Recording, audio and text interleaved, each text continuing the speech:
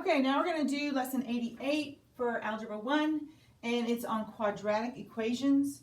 A quadratic equation is a polynomial with a second degree, meaning the highest exponent is a 2.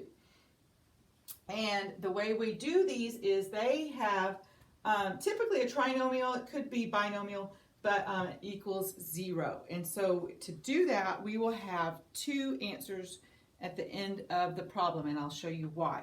Let's do the first example, and just so you know, A, when you're doing these, can never equal 0. It needs to be a non-zero number. B and C, whatever number is in those places, could be, but not A. So the first example is x squared minus 18 equals 3x. Now, we didn't get it in this form yet, so we have to rearrange it so that it's in the quadratic equation form. So again, in descending order, x squared, I'm going to subtract 3x from both sides to make that become 0 over there. Minus 3x minus 18 equals 0. Okay, you following me so far?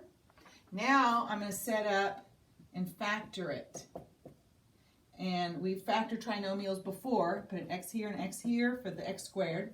And then I asked myself, what two numbers can I multiply together to get negative 18?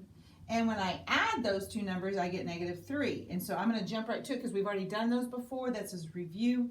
And I'm going to say negative 6 and positive 3. Because when I multiply negative 6 and positive 3, I get negative 18. And when I add them together, I get negative 3. So now I'm ready to go. This is where we have two answers because what I want to do is end up with 0.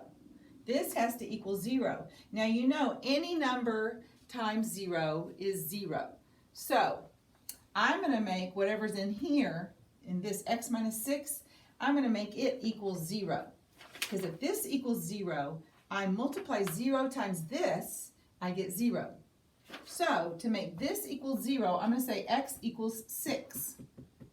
Because 6 minus 6 is 0. And so if this equals 0, then 6 plus 3 is 9, and 0 times 9 is 0. Now I'm going to do the opposite. I'm going to do this side. I'm going to make this one equal 0. That's why you have to do it twice, because it only works if this is the one. So now we have to do both of them. So I'm going to make this one negative 3. X equals negative 3, because if x equals negative 3, then negative 3 plus positive 3 is 0. And negative 3 minus 6 is negative 9 times 0 is 0. So it would be or, and this is your answer. You have two answers. You make this parentheses equal 0, and then you come back and make that one equal 0. Now let's do another example that's a little bit different. Again, they don't give it to you in this form sometimes, and you have to figure it out. Now, if you're dealing with perfect squares, like we are in this example, then you won't have this middle coefficient. So in this case, we have 4x squared minus 25 equals 0. So I don't have the single one in the middle. I just have the perfect square, and perfect square. So I set this up, equals 0, and I say 2x and 2x. And I have negative 5 and positive 5, because you multiply those together, you get negative 25. So now, what I have to do is I have to do some problems over here on the side. I'm going to say 2x minus 5 equals 0. I have to solve for that. And then I'm going to do 2x plus 5 equals 0. I have to do two different problems. So I'm going to do this one first. And what we have to do is solve for x for each of these. So I'm going to add 5 to both sides, solving. I'm just isolating the variable.